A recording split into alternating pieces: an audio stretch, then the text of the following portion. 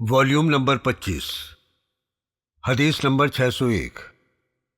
حضرت عمر بن خطاب رضی اللہ تعالیٰ عنہ نے فرمایا، رسول اللہ صلی اللہ علیہ وسلم کے مبارک دور میں حضرت ہشام بن حکیم رضی اللہ تعالیٰ عنہ کو سورہ فرقان پڑھتے سنا۔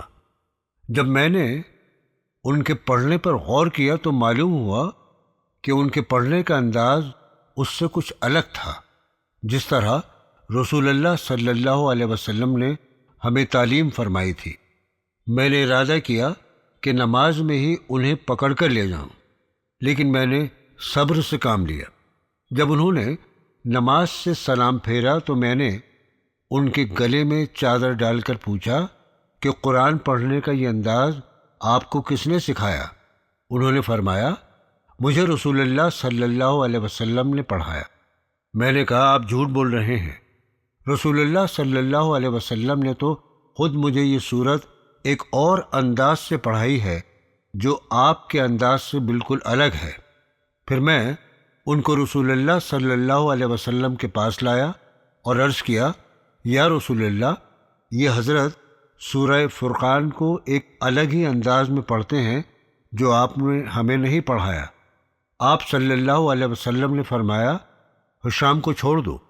اس کے بعد آپ صلی اللہ علیہ وسلم نے حضرت ہشام سے فرمایا، سورہ فرقان پڑھو۔ انہوں نے اسی طرح پڑھا جس طرح میں نے ان سے سنا تھا۔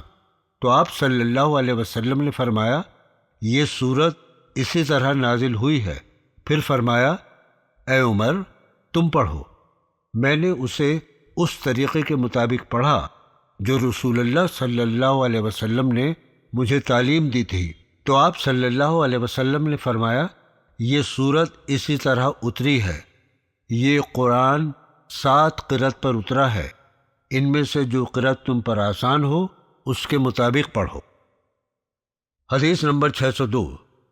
حضرت عائشہ رضی اللہ تعالی عنہا سے روایت ہے کہ حضرت فاطمہ رضی اللہ تعالی عنہا نے فرمایا کہ رسول اللہ صلی اللہ علیہ وسلم نے مجھے آہستہ سے ارشاد فرمایا کہ حضرت جبرائیل علیہ السلام ہمیشہ مجھ سے ایک مرتبہ قرآن کریم کا دور کیا کرتے تھے، اس سال 2 مرتبہ کیا ہے۔ میں سمجھتا ہوں کہ میری وفات قریب ہے۔ حدیث نمبر 603۔ حضرت ابو سعید خدری رضی اللہ تعالی عنہ سے مروی ہے، ایک شخص نے کسی دوسرے شخص کو بار بار سورہ اخلاص پڑھتے سنا۔ جب صبح ہوئی تو رسول اللہ صلی اللہ علیہ وسلم کے پاس آئے اور آپ نے اس کے بار بار پڑھنے کا ذکر کیا۔ اس پر رسول اللہ صلی اللہ علیہ وسلم نے فرمایا، قسم ہے اس ذات کی جس کے ہاتھ میں میری جان ہے، سورہ اخلاص 1/3 قرآن کے برابر ہے۔ حدیث نمبر 604۔ حضرت ابو سعید خدری رضی اللہ تعالی عنہ سے مروی ہے کہ رسول اللہ صلی اللہ علیہ وسلم نے اپنے صحابہ اکرام سے فرمایا، کیا تم میں سے کوئی رات بھر میں 1/3 قرآن پڑھ سکتا ہے؟ صحابہ اکرام کو یہ دشوار معلوم ہوا۔ عرض کیا، یا رسول اللہ صلی اللہ علیہ وسلم، ایسی طاقت کون رکھتا ہے؟ آپ نے فرمایا، سورہ اخلاص جس میں قل اللہ احد اللہ الصمد یعنی اکیلے بے نیاز کی صفات بیان ہوئی ہیں، 1/3 قرآن کے برابر ہے۔ حدیث نمبر 605۔ حضرت عائشہ رضی اللہ تعالی عنہا نے کہا کہ رسول اللہ صلی اللہ علیہ وسلم جب اپنے بستر پر آرام کرنے آتے تو ہر رات اپنے دونوں ہاتھوں کو اکٹھا کر کے ان پر سورہ اخلاص، سورہ فلق اور سورہ ناس پڑھ کر دم کرتے، پھر انہیں تمام بدن پر جہاں تک ممکن ہوتا پھیر لیتے، لیکن ہاتھ پھیرنے کی شروعات سر، چہرے اور جسم کے اگلے حصے سے ہوتی اور 3 مرتبہ یہ عمل کیا کرتے تھے۔ حدیث نمبر 606۔ حضرت اسید بن حضیر رضی اللہ تعالی عنہ سے روایت ہے کہ ایک رات وہ سورہ بقرہ پڑھ رہے تھے کہ ان کا گھوڑا جو قریب میں ہی بندھا ہوا تھا وہ اچھلنے لگا۔ وہ خاموش ہو گئے تو گھوڑے نے بھی اچھلنا بند کر دیا۔ وہ پھر پڑھنے لگے تو گھوڑا پھر اچھلنے لگا۔ وہ پھر خاموش ہو گئے گھوڑا پھر رک گیا۔ اس کے بعد حضرت اسید رضی اللہ تعالی عنہ نے پڑھنا چھوڑ دیا، کیونکہ ان کا بیٹا یحییٰ گھوڑے کے قریب سو رہا تھا، اس لیے انہیں اندیشہ ہوا کہ کہیں گھوڑا اسے کچل نہ دے۔ انہوں نے اپنے بیٹے کو اپنے پاس کھینچ لیا۔ پھر انہوں نے جب سر اٹھا کر دیکھا تو آسمان نظر نہیں آیا، بلکہ ایک بادل سا نظر آیا جس پر چراغ جل رہے تھے۔ صبح کو انہوں نے رسول اکرم صلی اللہ علیہ وسلم کی خدمت میں حاضر ہو کر سارا واقعہ بیان کیا تو آپ نے فرمایا، اے ابن حضیر، تم پڑھتے رہو۔ انہوں نے عرض کیا، یا رسول اللہ صلی اللہ علیہ وسلم، مجھے اپنے بیٹے یحییٰ کے بارے میں خطرہ محسوس ہوا کہ کہیں گھوڑا اسے کچل نہ دے، کیونکہ یحییٰ گھوڑے کے بالکل قریب سو رہا تھا۔ اس لیے سر اٹھا کر میں نے ادھر خیال کیا اور پھر آسمان کی طرف سر اٹھایا تو دیکھا ایک عجیب قسم کی چھتری ہے جس میں چراغ روشن ہے۔ پھر میں باہر آ گیا، پھر وہ بادل کا سایہ نہ دیکھ سکا۔ آپ نے فرمایا، تم جانتے ہو وہ بادل کا سایہ کیا تھا؟ حضرت اسید رضی اللہ تعالی عنہ نے کہا، نہیں۔ آپ نے فرمایا، وہ فرشتے تھے جو تمہاری آواز سن کر قریب آ گئے تھے، اور اگر تم پڑھتے رہتے تو صبح لوگ انہیں دیکھتے اور وہ ان کی نظروں سے اوجھل نہ ہوتے۔ حدیث نمبر 607۔ حضرت ابو ہریرہ رضی اللہ تعالی عنہ سے روایت ہے کہ رسول اللہ صلی اللہ علیہ وسلم نے فرمایا، قابل رشک دو آدمی ہیں، ایک وہ جسے اللہ تعالیٰ نے قرآن دیا اور وہ دن رات اسے پڑھتا ہو، سو اس کا پڑوسی اس طرح رشک کر سکتا کہ کاش اس شخص کی طرح مجھے بھی قرآن دیا جاتا تو میں بھی اسے پڑھ کر اسی طرح عمل کرتا جس طرح اس شخص نے کیا ہے۔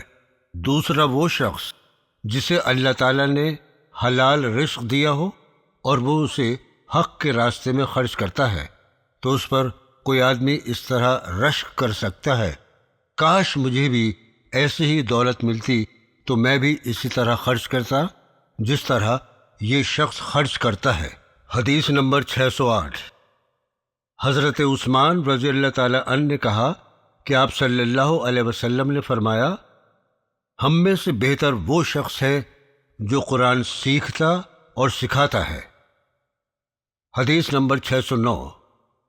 حضرت سہل بن سعد رضی اللہ تعالی عنہ نے بیان دیا کہ ایک عورت نبی کریم صلی اللہ علیہ وسلم کی خدمت میں حاضر ہوئی اور کہا، انہوں نے اپنے آپ کو اللہ تعالیٰ اور اس کے رسول کی رضا کے لیے ہبہ کر دیا ہے۔ رسول اللہ صلی اللہ علیہ وسلم نے فرمایا، اب مجھے عورتوں سے نکاح کرنے کی کوئی حاجت نہیں ہے۔ ایک صحابی نے عرض کیا، یا رسول اللہ صلی اللہ علیہ وسلم، ان کا نکاح مجھ سے کر دیجیے۔ رسول اللہ صلی اللہ علیہ وسلم نے فرمایا، پھر انہیں مہر میں ایک کپڑا لا کر دے دو۔ انہوں نے کہا، یا رسول اللہ، میرے پاس تو یہ بھی میسر نہیں ہے۔ آپ نے فرمایا، انہیں کچھ تو دو، چاہے ایک لوہے کی انگوٹھی ہی صحیح۔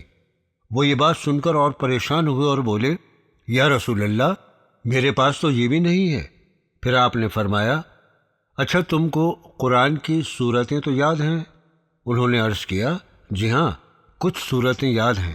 آپ نے فرمایا، پھر میں نے تمہارا ان سے قرآن کی ان سورتوں پر نکاح کیا جو تمہیں یاد ہیں۔ حدیث نمبر 610۔ حضرت ابن عمر رضی اللہ تعالی عنہ سے روایت ہے کہ رسول اللہ صلی اللہ تعالی علیہ وسلم نے فرمایا، حافظ قرآن اس شخص کی طرح ہے جس نے اپنے اونٹ کی ٹانگ کو باندھ رکھا ہو، اگر اس کی نگرانی کرتا رہے گا تو اسے روکے رکھے گا، اور اگر آزاد چھوڑ دیا تو کہیں چلا جائے گا۔ یعنی کہ اگر کوئی قرآن کریم کی تلاوت کرنا چھوڑ دے تو وہ بھی بھول جائے گا، اس لیے روزانہ قرآن پڑھنا چاہیے۔ حدیث نمبر 611۔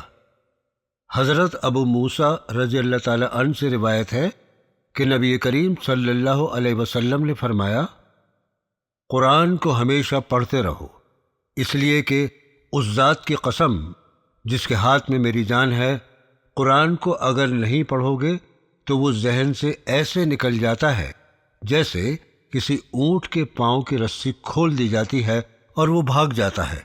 حدیث نمبر 612۔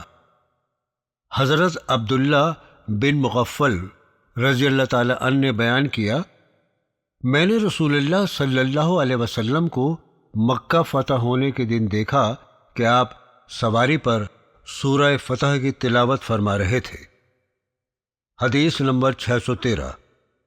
حضرت ابن عباس رضی اللہ تعالی عنہ نے کہا، جب میں چھوٹا بچہ تھا تب میں نے محکم صورتیں رسول اللہ صلی اللہ علیہ وسلم کے زمانے میں سب یاد کر لی تھیں۔ حدیث نمبر 614۔ حضرت ابو مسعود انصاری رضی اللہ تعالی عنہ نے بیان کیا کہ رسول اللہ صلی اللہ علیہ وسلم نے فرمایا، سورہ بقرہ کی آخری 2 آیتیں جو شخص رات کو سوتے وقت پڑھ لے گا تو وہ اس کے لیے کافی ہیں۔ حدیث نمبر 615۔ حضرت انس رضی اللہ تعالی عنہ سے پوچھا گیا کہ رسول اللہ صلی اللہ علیہ وسلم کس طرح قرأت کرتے تھے، تو انہوں نے بتایا کہ خود کھینچ کر پڑھتے تھے، پھر بسم اللہ الرحمن الرحیم پڑھ کر سنایا، اور بسم اللہ اور الرحمن اور الرحیم کھینچ کر پڑھی، یعنی کہ بسم اللہ میں میم کو، رحمان میں میم کو اور رحیم میں ہے کو کھینچ کر پڑھتے تھے۔ حدیث نمبر 616۔ حضرت ابو موسیٰ رضی اللہ تعالی عنہ نے کہا، رسول اللہ صلی اللہ علیہ وسلم نے مجھ سے مخاطب ہو کر فرمایا کہ ابو موسیٰ، آپ کو حضرت داؤد علیہ السلام کی عمدہ اور اچھی آواز میں حصہ دیا گیا۔ ایک مرتبہ نبی کریم صلی اللہ علیہ وسلم نے رات کے وقت حضرت ابو موسیٰ رضی اللہ تعالی عنہ کو قرآن پڑھتے ہوئے سنا، تو صبح ملاقات کے وقت آپ نے ان کی حوصلہ افزائی فرمائی۔ حدیث نمبر 617۔ حضرت عبداللہ بن مسعود رضی اللہ تعالی عنہ نے کہا کہ مجھ سے رسول اللہ صلی اللہ علیہ وسلم نے فرمایا، مجھے قرآن پڑھ کر سناؤ۔ میں نے عرض کیا، یا رسول اللہ صلی اللہ علیہ وسلم، میں آپ کو قرآن پڑھ کر سناؤں؟ آپ پر قرآن نازل ہوا ہے۔ رسول اللہ صلی اللہ علیہ وسلم نے فرمایا، ہاں سناؤ۔ چنانچہ میں نے سورہ نساء پڑھی۔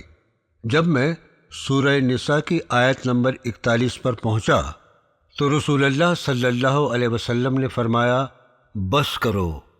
میں نے آپ کی طرف دیکھا تو آپ کی آنکھوں میں آنسو جاری تھے۔ سورہ نساء کی آیت نمبر 41 کا ترجمہ ہے، اللہ تعالیٰ فرماتا ہے، ہم ہر امت میں سے احوال بتانے والے کو بلائیں گے، اور تم کو اے نبی صلی اللہ علیہ وسلم ان لوگوں کا حال بتانے کو بطور گواہ طلب کریں گے۔ حدیث نمبر 618۔ حضرت ابو موسیٰ رضی اللہ تعالی عنہ سے روایت ہے کہ رسول اللہ صلی اللہ علیہ وسلم نے فرمایا، جو قرآن پاک کی تلاوت کرتا ہے اور اس پر عمل بھی کرتا ہے تو اس مومن کی مثال نارنگی جیسی ہے، جس کی خوشبو بھی عمدہ اور ذائقہ بھی عمدہ ہوتا ہے، اور جو مومن قرآن کی تلاوت تو نہیں کرتا مگر اس پر عمل کرتا ہے تو اس کی مثال کھجور جیسی ہے، کیونکہ اس کا ذائقہ تو اچھا ہے لیکن خوشبو نہیں ہے۔ اور جو منافق قرآن پڑھتا ہے اس کی مثال بابونہ کے پھول کی جیسی ہے، جس کی خوشبو تو اچھی ہے لیکن مزہ کڑوا ہے۔ اور جو منافق قرآن بھی نہیں پڑھتا اس کی مثال ایسی ہے جیسے اندرائن کا پھل، اس کی نہ تو خوشبو ہی اچھی ہے اور نہ ہی اس کا مزہ اچھا ہے۔ حدیث نمبر 619۔ حضرت جندب بن عبداللہ رضی اللہ تعالی عنہ سے روایت ہے کہ رسول اللہ صلی اللہ علیہ وسلم نے فرمایا، قرآن کو اس وقت تک پڑھو جب تک تمہارا دل اور زبان ایک دوسرے کے مطابق ہوں، اور جب دل اور زبان میں اختلاف ہو جائے تب پڑھنا چھوڑ دو، یعنی کہ جب دل میں اکتاہٹ پیدا ہو جائے تو قرآن کو نہیں پڑھنا چاہیے۔ حدیث نمبر 621۔ حضرت ابو ہریرہ رضی اللہ تعالی عنہ سے مروی ہے کہ رسول اللہ صلی اللہ علیہ وسلم نے فرمایا، پہلوان وہ نہیں ہے جو کشتی میں غالب ہو جائے، بلکہ اصل پہلوان وہ ہے جو غصے کی حالت میں اپنے آپ پر قابو رکھے، بے قابو نہ ہو جائے۔ حدیث نمبر 622۔ حضرت عائشہ رضی اللہ تعالی عنہا نے کہا کہ میں نے عرض کیا، یا رسول اللہ صلی اللہ علیہ وسلم، اگر آپ کسی جنگل میں تشریف لے جائیں اور وہاں کوئی درخت ایسا ہو جس کو کسی جانور نے کچھ کھا لیا ہو، اور ایک ایسا درخت ہو جس کو کسی جانور نے چھوا تک نہ ہو، تو آپ اپنا اونٹ کس درخت سے چرائیں گے؟ آپ نے فرمایا، اس درخت سے جس میں سے کچھ نہ کھایا گیا ہو۔ حدیث نمبر 623۔ حضرت ابو ذر رضی اللہ تعالی عنہ سے روایت ہے کہ نبی کریم صلی اللہ علیہ وسلم آفتاب غروب ہونے کے وقت مسجد میں موجود تھے۔ آپ نے فرمایا، ابو ذر، تمہیں معلوم ہے یہ آفتاب کہاں غروب ہوتا ہے؟ میں نے کہا، اللہ اور اس کے رسول صلی اللہ علیہ وسلم کو زیادہ علم ہے۔ آپ نے فرمایا، یہ چلتا رہتا ہے یہاں تک کہ عرش کے نیچے سجدہ کرتا ہے، جیسا کہ ارشاد باری ہے، اور آفتاب اپنے ٹھکانے کی طرف چلتا رہتا ہے۔ حدیث نمبر 624۔